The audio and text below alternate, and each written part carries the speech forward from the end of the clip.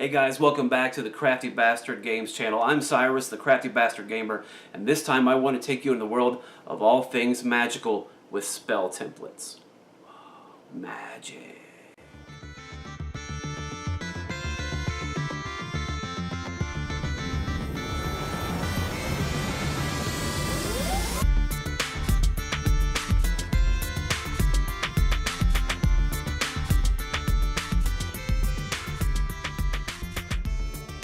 So we're back with another episode of the Hot Glue Challenge. This time, spell templates, or spell markers, you might call it. This is something that you would use when a character casts a spell, and with their miniature you want to show where that spell goes, how far out it goes. And I think this is really interesting, whether you play on terrain, or if you do on any sort of tiles, or if you do it on mats where you just draw in the designs of your layout. It'll work both ways. And this is very customizable, and this is for spells that persist, or if you want to show an endangered area where a trap may lie. So if bad guys or good guys walk over it, they know what is occupied with the spell and what they have to work around. Also, this could be a really great tool to use if you're doing a gridless campaign.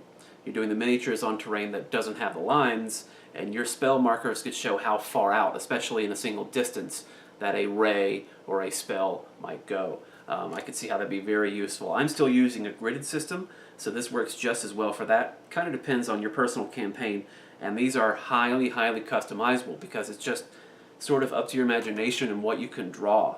And it's also going to be system neutral. It doesn't matter if you're playing Pathfinder, Dungeons & Dragons.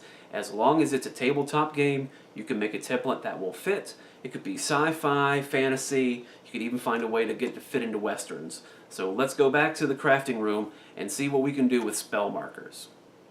Alright, so this time around, just like before, you are going to need a silicone mat. Again, if you didn't see the first video, you can get these for relatively cheap. The other thing you're going to need is a grid or template again. You can use the 1" by 1" grid. That's great. You can use a ruler if you like. I prefer this method because I don't like holding on to the ruler and trying to measure things out. I can just look right through the mat. Instead, if you don't have a mat like this, but you do have a surface that you like to use, you can just make a template. So in this case, I made a 1" radius by 1.5" radius, so it's got a 3" diameter, or at least a 1" diameter and 3" diameter that we'll use in another application. So then I can just go right underneath the mat, and I can see where I'm going to be adding the glue. Now again, I use cheap hot glue gun for this application. I currently have 5 different hot glue guns. 2 I use for my main crafts, and then 2 for my colored glue. So 1 was for the green, and this blue one here is for the multicolors.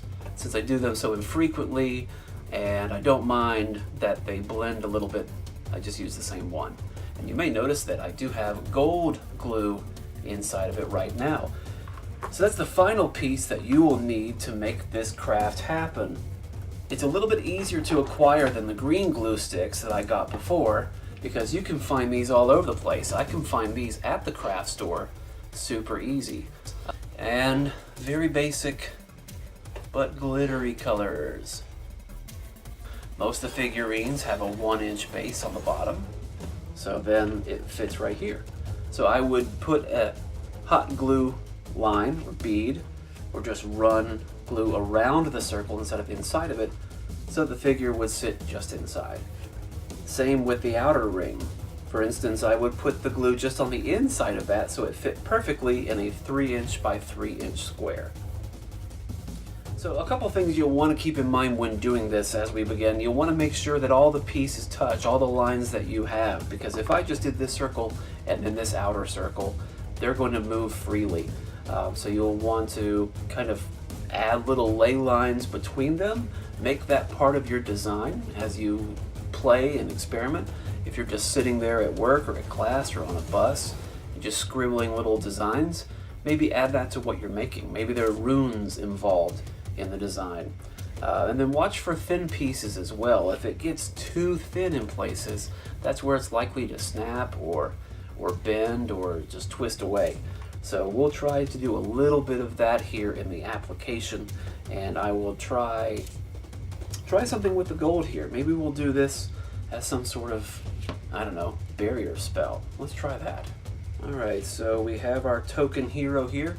We'll get rid of them, and I'm just going to start piping this golden glue around the circle, like I said before. What's great about the silicone mat is you can sort of use that as the thing that you bear down on to get it to stick. It will temporarily adhere, and then it'll just peel off later. Now when you are using these glues, because they have the glitter built into them, they get sort of chunky. It's not the easiest thing to work with. So you may find that you have to do multiple layers because it just wants to come along and stick in certain places and flow in others. It's very gritty. Okay, so you can see we do have both rings. Looks a little bowed up here on the ends just because of the way the mat bends from the way it was stored and shipped.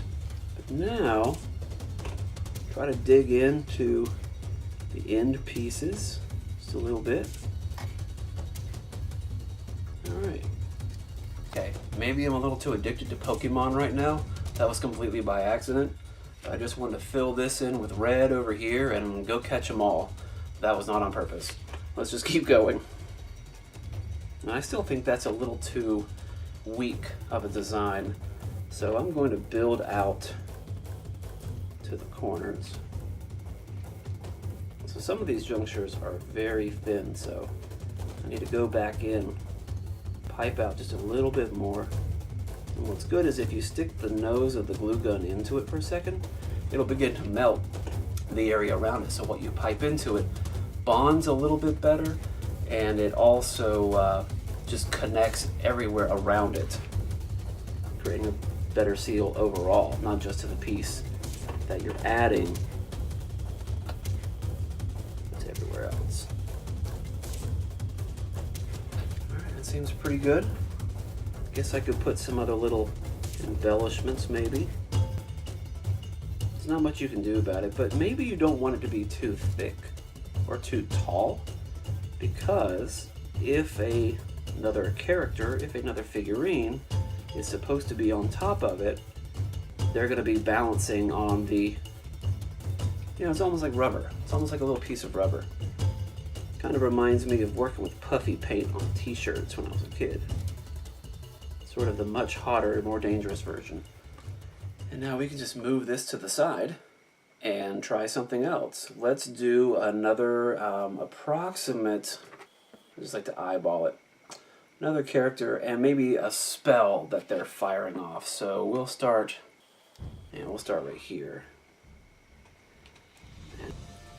Now maybe it's some sort of, well, this is already gold, so that makes me think of electricity or energy. So maybe this is some sort of energy bolt. So I'm going to try to do some lines, some sharp lines, a little bit like lightning. Maybe we'll try that.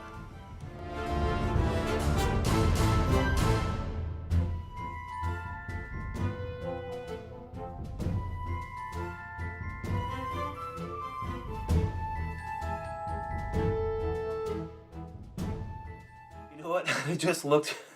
I looked at it upside down, and it almost looks like a big-headed man walking around with some sort of a tail growing off here on the back. So, well, didn't expect that. You never know what it's going to look like. Almost out of this glue, so why don't I fast forward and just make a few other spell templates and see what they look like and see what you think. So.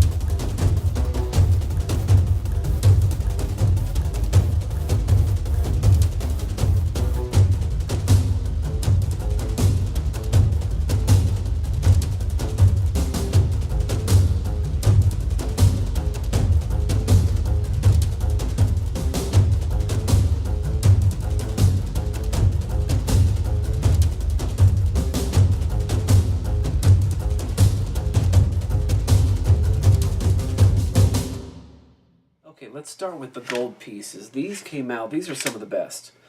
This one I actually did as a test before I started filming.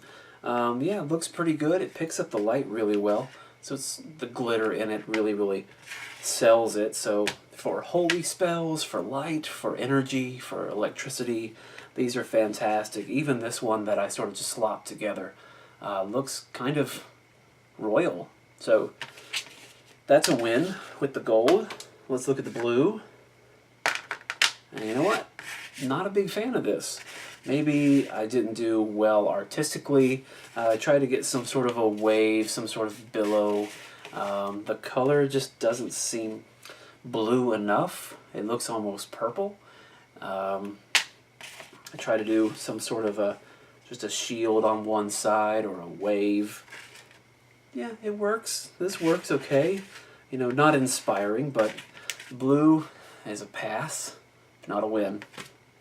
Let's go to the green. Now this was pretty cool. I think the green stands up okay, but it's really more of just how green looks when used for magic, I think is interesting. So we'll have to try that here on the environment in just a second. So I would say that's a win. Not a win-win, but a win. And finally, we go into the red. Probably the best of the bunch, just because the color red picks up so well.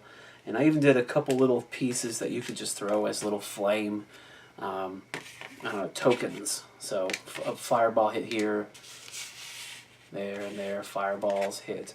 But just this little flame spell, this could be something like a fire stream that goes 20 feet, and it's a spell in Pathfinder. This could be some sort of aura of flame. And you saw the one I was doing here. This is supposed to be like a 20-foot cone of just tendrils of flame sneaking out. So I think that is probably the best of the bunch, although it printed really thin, or it came out really thin, so you'll have to be really careful that we can try it on one of these mats. See, the red comes out pretty good, and yeah, so does the gold. But really what I want to see it on is something more like this. So put it on the tester. And there. Awesome. Yeah, I am super proud of that one.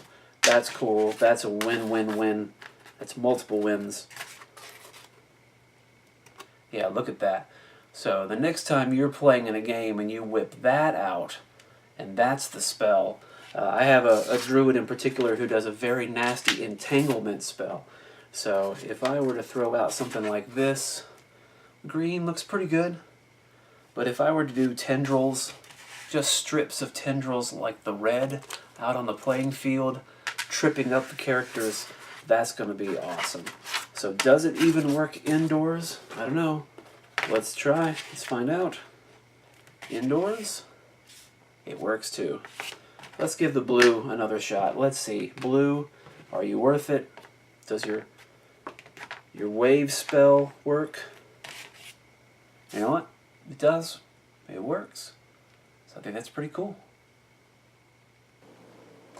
So I hope you found the spell markers useful. I think they're insanely easy to make and dirt cheap, which is always a good thing for me.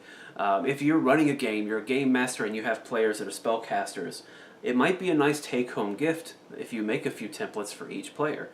Let's find out what their spells are, what they like to use the most, and then you can make a whole bunch of these, give them to them and say, here's your fire spell, here's your electricity spell, here's your cold spell, and so on. So I think that's a nice take-home, a good keepsake when they play games with you, and then they bring it back and you always have a template so you know how far the spell goes out and you don't have to count out square by square by square. So that's an additional bonus for you. Come back next time when we wrap up our hot glue challenge. If you haven't already, like, subscribe, do whatever you've got to do down below in the doobly-doo, whatever they're calling it nowadays. But whatever you do, keep crafting, and I'll see you next time.